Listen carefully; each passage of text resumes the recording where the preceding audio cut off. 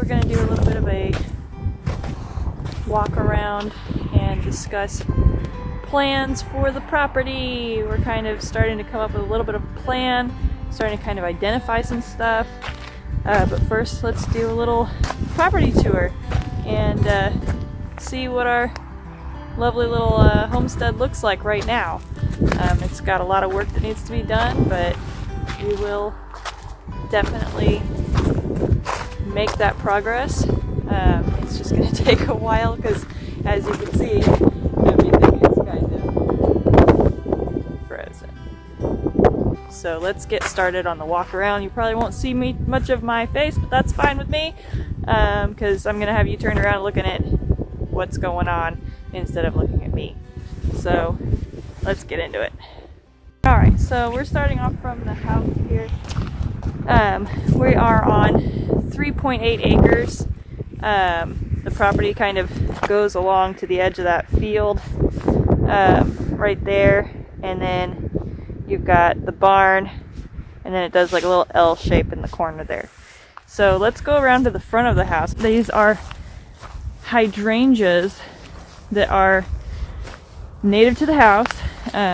There's a picture from ye old times that has these hydrangeas in that photo, so I would like to keep at least some of them.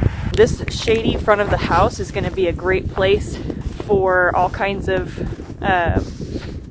small shrubbing berries that like shade or that tolerate shade, lots of herbs that tolerate shade. I want to try planting some things under this beautiful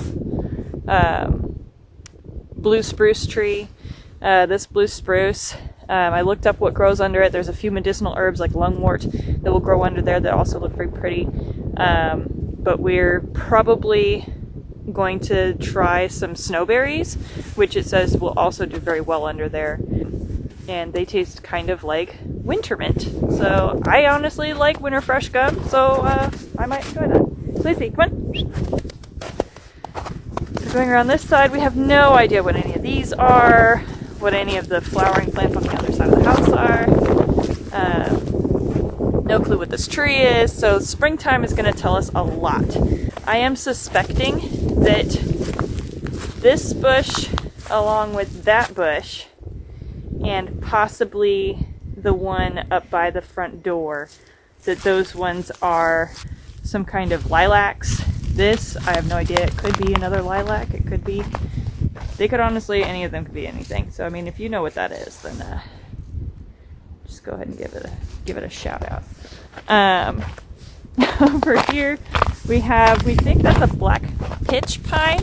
It's got really cute little tiny pine cones that I might try doing something with or putting on Etsy. And if we end up hitting it or if we find out it's sick or something, we might just pull it down.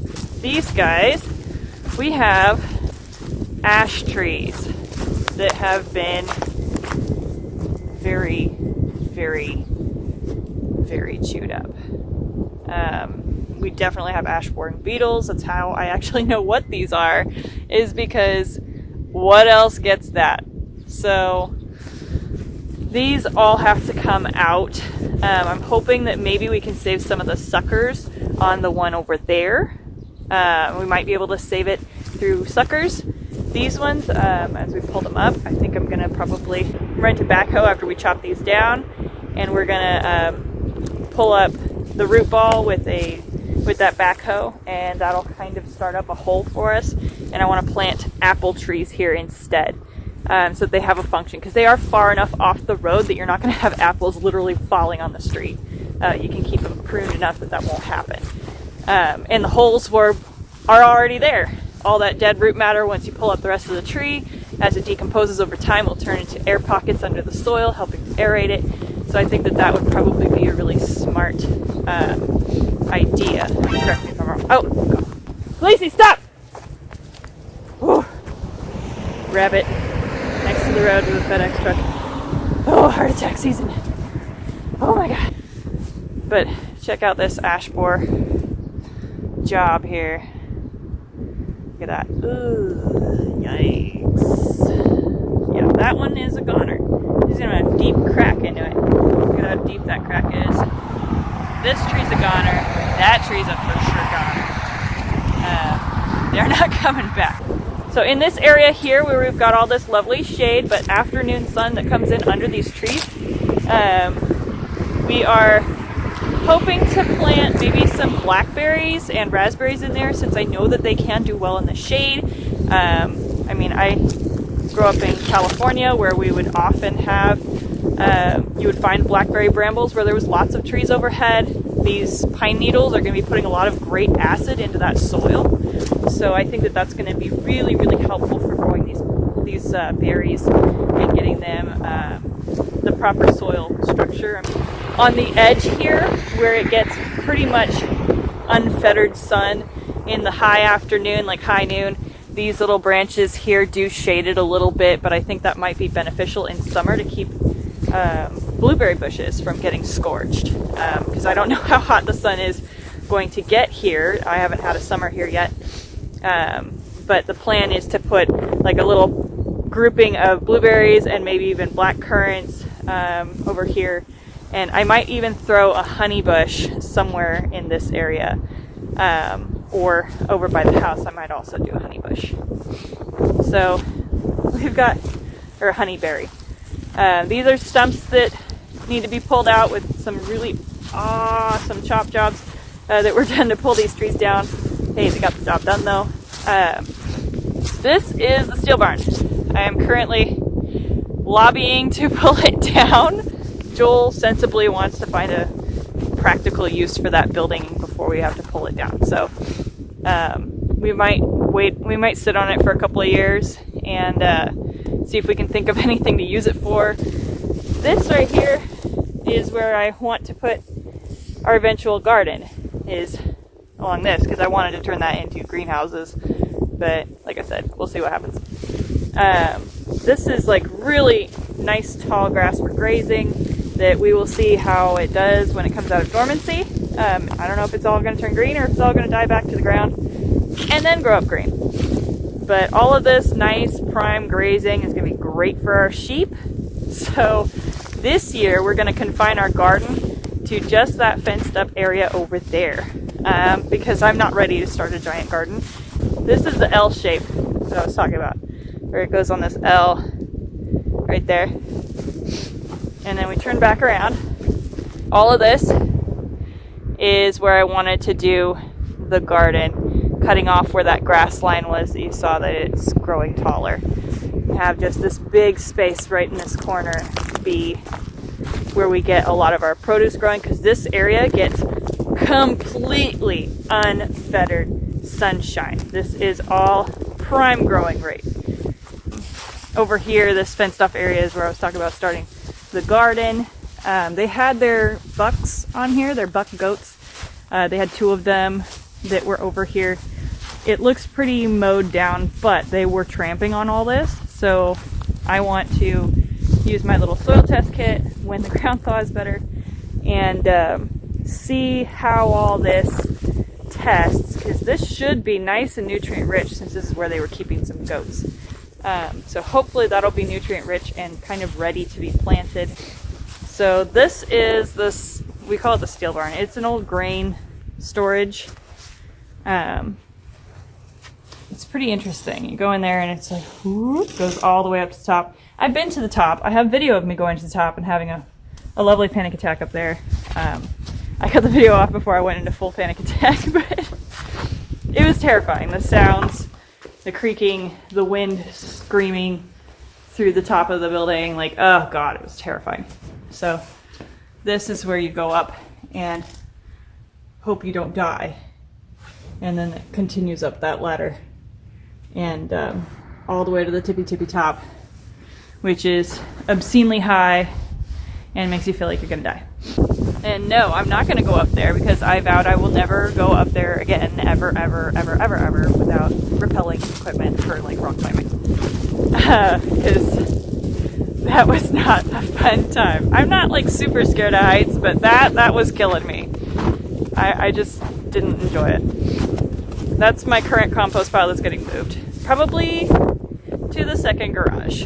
I was thinking of putting my compost pile like right over here on the side of the second garage. But who knows, another one of our things that we're talking about is maybe putting a turbine back on this, because this was obviously a windmill. And we want to maybe have some wind power, because we get a lot of wind. Why not? And we come on over here to the barn. Ugh. The barn is a little bit of a mess. There's a lot of projects on my list for the barn that will probably take place in the spring, fall, and summer more than right now. Wild chicken. But yeah, so that's the barn. And the lean-to. We've got some beautiful blue spruce trees over here. And I mean, there's not much to see in the lean-to. It's a lean-to where you could park like a tractor or a truck, or like they did their ATV. But there's a lot of garbage. We're gonna have to rent a dumpster. We asked them to remove their garbage and said, haha, that's farm life today, bye. And didn't clean up any of it. So none of this is ours. All of this metal garbage and glass is stuff that I pulled out of the burn barrels. So I mean, I guess that's sort of my garbage, because I mean, I moved their garbage from there to here, but I don't count it as mine. So yeah, we're just gonna walk over here to the second garage now. We could do some planting along the side of it. On that side, we can do some planting on this side. We have our lovely spigot that is currently frozen. At least there's somewhere to put a hose. You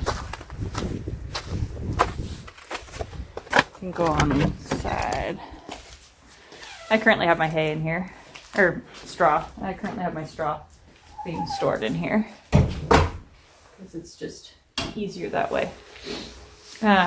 This is an awesome radio that somebody made. We found it upstairs in the loft of this garage. Look at that! Clever monkey, you. Wonder if we can find some speakers for it if it still works. But yeah, there's all the stuff in here except for the retired dragon tank. This was my bearded dragon's tank and stand that got busted in the move. I'm saving that glass. Maybe we'll come up with something to do with it. Maybe I'll make some tables. I don't know. It's gonna be fun. Make a video. But the rest of it, they left here. Also exempting the straw that I had put in here.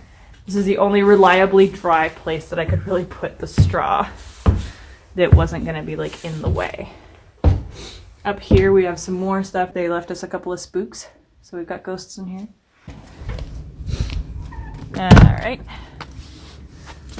And oh, we've got 2 mystery trees that were put in obviously not that long ago. I'm theorizing some kind of fruit tree maybe. Might be like apple trees maybe. I don't know. But if they are, they gotta move, because that's where I'm gonna put pasture. All this is gonna be closed off as pasture for the sheep and goats. This is where they had their garden previously, and you can kind of see the outline of it, which is the problem for me, is that the grass there is very patchy. It's almost bare.